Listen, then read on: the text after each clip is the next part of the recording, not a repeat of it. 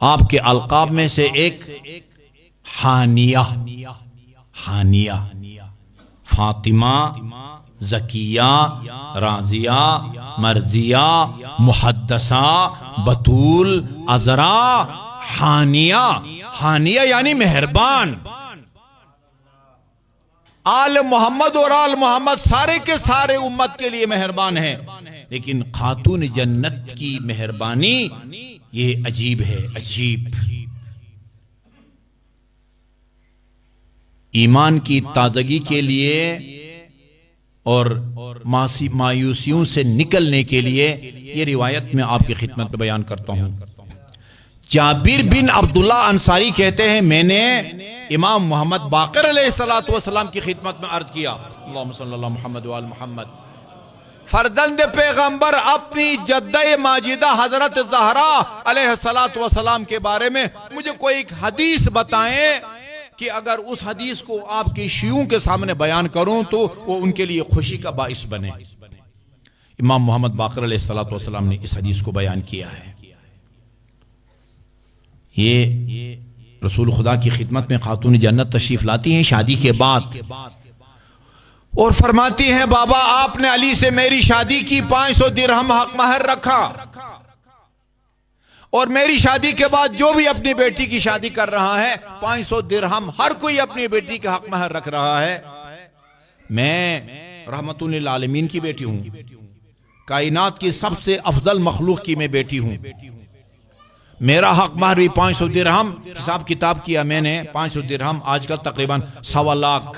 کل ایک نکاح پڑا تھا، انہوں نے کہا کیا حق مہر رکھیں؟ کہا آپ کی مرضی۔ میں نے کہا آیت اللہ سیستانی نے اپنی کتاب منہاج الصالحین میں لکھا ہے مستحب ہے کہ خاتون جنت کے مہر کے برابر حق مہر رکھا جائے۔ وہ 1 کروڑ بھی نہ رکھو، 500 بھی نہ رکھو، 500 درہم، وہ دبئی والا درہم نہیں ہے، وہ درہم جو چاندی کا ہوا کرتا تھا۔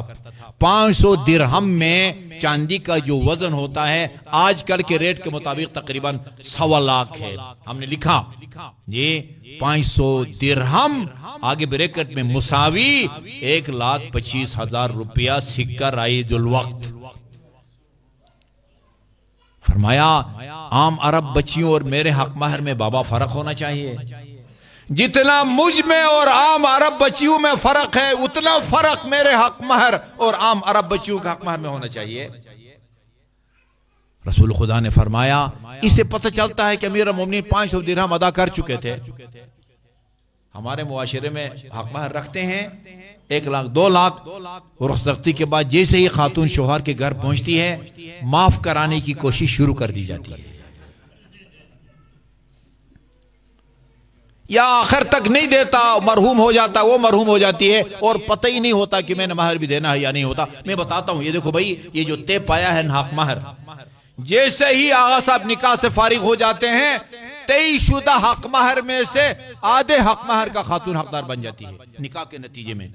شادی کے بعد ازدواجی تعلقات کے قائم ہونے کے بعد فل حق مہر کی وہ ہو جاتی ہے، گویا مرد مقروض ہے، جب مطالبہ کرے پس پیش کرنے کا اس کو حق نہیں پہنچتا۔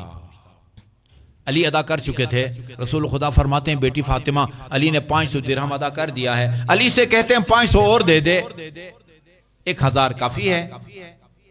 فرماتی ہے بابا میں آپ کے پاس حق مہر کے طور پر کوئی درہم و دینار وہ کرنسی وصول کرنے نہیں آئی، بلکہ میں تو یہ کہوں گی کہ علی نے 500 درہم جو ادا کر دیا ہے وہ بھی علی کو واپس کر دیں۔ بیٹی اگر 500 درہم بھی نہیں چاہیے تو پھر بابا کے پاس کیا فرمائش اور خواہش لے کے آئی ہو؟ ہماری جان نثار ہو اس نام کے ایک ایک حرف پر، خدا کی قسم۔ فرماتی ہے بابا میں یہ خواہش لے کے آئی ہوں کہ آپ خدا کی بارگاہ میں یہ درخواست کریں، دعا کریں کہ وہ مجھے حق مہر کے طور پر گناہگاروں کے شفاعت کے اختیارات دے۔ امام محمد باقر علیہ السلام فرماتے ہیں خاتون جنت نے خواہش کا اظہار کیا، یہ روایت نہیں بتاتی کہ رسول خدا نے 2 رکعت نماز پڑھی ہو، ہاتھ بلند کر کے خدا کی بارگاہ میں دعا کی ہو، پالنے والے میری بیٹی فاطمہ کو حق مہر کے طور پر شفاعت کے اختیارات دے۔ خاتون جنت نے خواہش کا اظہار کیا، دوسرے لمحے جبرائیل امین سبز رنگ کے کپڑے میں شفاعت کے اختیارات و دستاویز رسول خدا کی خدمت میں پیش کر دیے۔ اللہم صلی علی محمد و آل محمد۔ یا رسول اللہ، یہ اللہ تعالیٰ کی طرف سے آپ کی بیٹی کے حق مہر کے طور پر شفاعت کے اختیارات لے کے ہوں۔ آئیے اسی امام جعفر صادق کی زبان مبارک سے، محمد باقر کی زبان مبارک سے سنتے ہیں کہ کہاں اور کس طرح ان اختیارات کو استعمال کریں گی، گناہوں کو، گناہگاروں کو بخشوائیں گی۔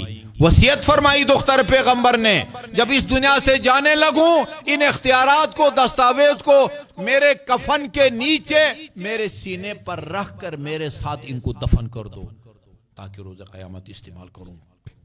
میں نے بہت دفعہ کہا ہے یہ آج سے چند سال پہلے یہ ایک ایئر وائی چینل پر جیو کے خلاف ایک تحریک چلی تھی کہ بھئی جیو پر کسی نے آ کے اہل بیت کی شان میں کوئی گستاخی کی ہے، لوگوں کو بلایا جاتا تھا اور وہ اظہار خیال کرتے تھے۔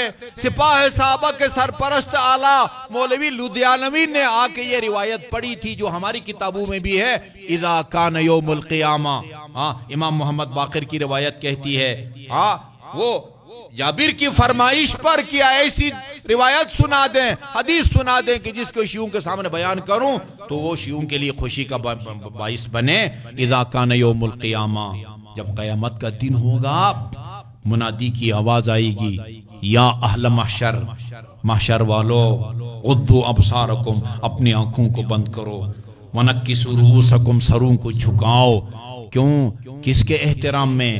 کون آج کی مہمان خصوصی ہے جس کے احترام میں سروں کو جھکائیں، آنکھوں کو بند کریں؟ جواب ملے گا فَإِنَّ فَاطِمَةَ بِنْتَ مُحَمَّدٍ تَجُوزُ عَلَى الصِّرَاط، محمد مصطفیٰ کی بیٹی یہاں سے گزر کے پل صراط کو عبور کرنا چاہتی ہے۔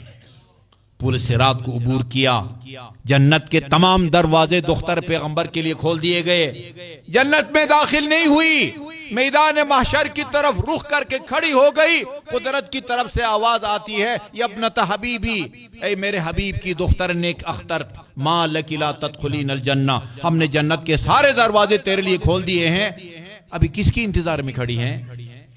کیوں جنت میں داخل نہیں ہو رہی؟ فرمائیں گی دختر پیغمبر، الہی انی احب ان یعرف قدری فی مثل هذا اليوم، فاطمہ چاہتی ہے آج اہل محشر سب سمجھیں کہ فاطمہ کا خدا کی بارگاہ میں کیا مقام و منزلت ہے۔ اللہم صلی اللہ محمد و آل محمد۔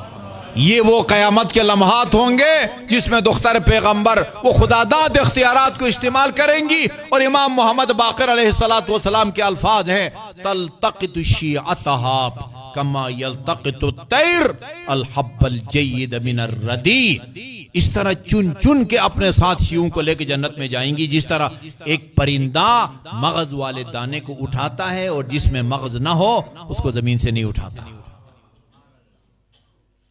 اس کے بعد جتنے لوگ سینکڑوں یا ہزاروں خاتون جنت کی شفاعت کے نتیجے میں جنت کے حقدار بنیں گے، اللہ ان کے دل میں بھی یہ بات ڈالے گا، خدایا ہم بھی چاہتے ہیں کہ لوگ سمجھے کہ ہم فاطمہ کے شفاعت یافتہ لوگ، ان کا خدا کی بارگاہ میں کیا مقام منزلت ہے۔ اللہ تعالیٰ ان سے فرمائے گا انظرو، دیکھو یہ اہل محشر میں سے من اطعمکم فی حب فاطمہ، کس نے تمہیں زندگی میں فاطمہ کی محبت میں کھانا کھلایا تھا؟ من سقاکم فی حب فاطمہ، کس نے تم کو زندگی میں فاطمہ کی محبت میں گلاس پانی کا پلایا تھا؟ ومن کساکم فی حب فاطمہ، کس نے تمہیں فاطمہ کی محبت میں لباس دیا تھا؟ اور کس نے تمہیں تمہارا دفاع کیا تھا؟ تمہاری غیبت ہو رہی تھی اور فاطمہ کی محبت نے آ کے تیرا دفاع کیا تھا اور غیبت کرنے والے کو غیبت سے روکا تھا، اس کو بھی اپنے ساتھ جنت میں لے کے جاؤ۔ روایات کہتی ہیں ان لوگوں کی وجہ سے جتنے لوگ جنت میں جائیں گے وہ عرب کے 2 بڑے قبیلوں کی ربیعہ اور مضر کے افراد کے برابر ہوں گے۔ اللہ تعالیٰ کی بارگاہ میں دست دعا ہوں کہ وہ ہمیں دنیا میں بھی خاتون جنت کے واسطے سے مشکلات سے محفوظ فرمائے۔ میں کل وہ شہید سلیمانی کی ایک بات سن رہا تھا، وہ کہتے 8 سالہ جنگ کے اندر نام لیا انہوں نے، فلان مقام پر فلان مقام پر فلان مقام پر۔ میں نے دیکھا کہ یہ معظمہ اور مکرمہ کتنی طاقتور ہے، ہر مرحلے پر اس نے ہماری مدد کی ہے۔ یہ خدایا حق فاطمۃ الزہرا ہماری دنیاوی مشکلات کو آسان فرما، اور روز قیامت ہم سب کو آپ کی شفاعت اور آپ کی جوار میں مقام عطا فرما۔ یا محمود بحق محمد ویا اعلی بحق علی ویا فاطر السماوات والارض بحق فاطمہ ویا محسن بحق الحسن ویا قدیم الاحسان بحق الحسین واولادہ المعصومین۔ خدا بحق محمد و آل محمد، جو مومنین مومنات پریشان حال ہے ان کی پریشانیوں کو دور فرما، مریضوں کو شفائے کامل اور عاجل عطا فرما۔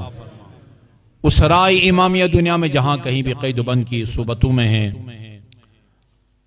خصوصاً ہمارے ایک نمازی ہے، ان کا بیٹا کسی عرب ملک میں اور وہ زیر حراست ہیں، کل عدالت میں ان کی تاریخ ہے۔ خدا بحق محمد و آل محمد اس برادر مومن کی مشکل کو آسان فرما اور انہیں جلد از جلد اور باعزت رہائی نصیب فرما۔ عتبات مقدسہ کی حفاظت فرما۔ جو مومنین مومنات دنیا بھر سے عتبات مقدسہ کی زیارات کے آرزومند ہیں، انہیں پہلی فرصت میں زیارات نصیب فرما۔ ہمارے جن عزیز طلبہ و طالبات امتحانات دے رکھے ہیں یا دے رہے ہیں، انہیں نمایاں کامیابی نصیب فرما۔ جو مومنین مومنات جن مومنین مومنات نے کوئی جائز کاروبار شروع کر رکھا ہے، خصوصاً جنہوں نے مجھ سے دعا کی درخواست کی ہے، انہیں رزق حلال سے مالا مال فرما۔ امام زمان کے توجہات خاص کو ہم سب کے شامل حال فرما۔ آپ کے ظہور میں تاجیل فرما، ہمیں آپ کے آوان اور انصار میں شامل ہونے کی توفیق عطا فرما۔ جن مومنین مومنات کے تعاون سے آج کی یہ محفل میلاد منعقد ہوئی ہے، ان کے رزق حلال میں وسعت عطا فرما۔ ان کے مرحومین و مرحومات کی گناہان صغیرہ اور کبیرہ کی مغفرت فرما، اور انہیں خاتون جنت کی شفاعت نصیب فرما۔